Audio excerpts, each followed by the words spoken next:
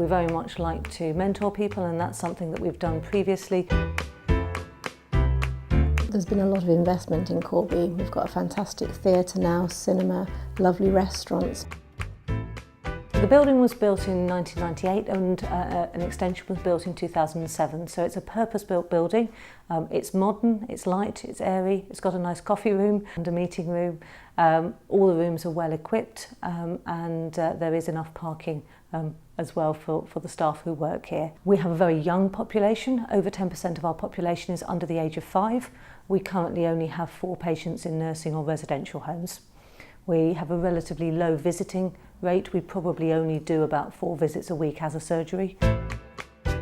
Northamptonshire is a very beautiful area to live in. We do have a number of towns and market towns certainly within the vicinity, but we also have some very, very beautiful villages.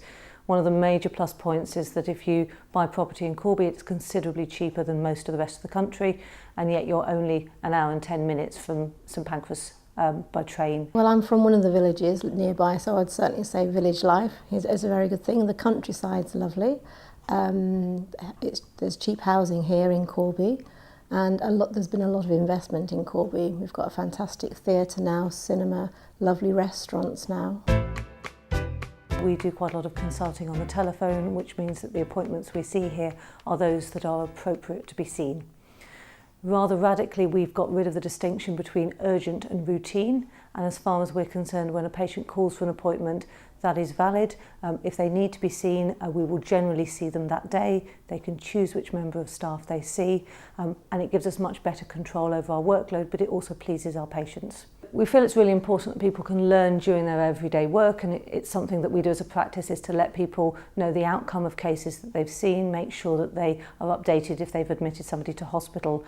During our protected doctor's coffee break each morning, we will discuss obviously what we've been doing recently, but we'll also talk about cases that we've seen, and we have weekly clinical staff meetings where we will discuss topics such as safeguarding or palliative care.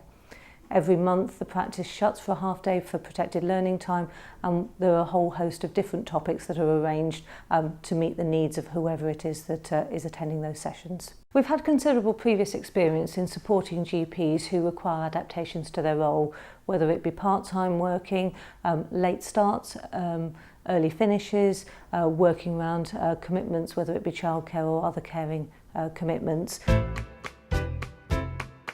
My top 3 reasons for working here are, I think it's a very friendly practice.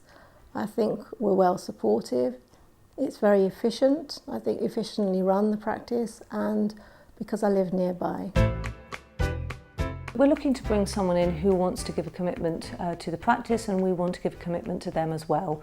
We very much like to mentor people, and that's something that we've done previously, both with a doctor returning from abroad, somebody on the retainer scheme, but we're really happy to consider any sort of support that somebody might require.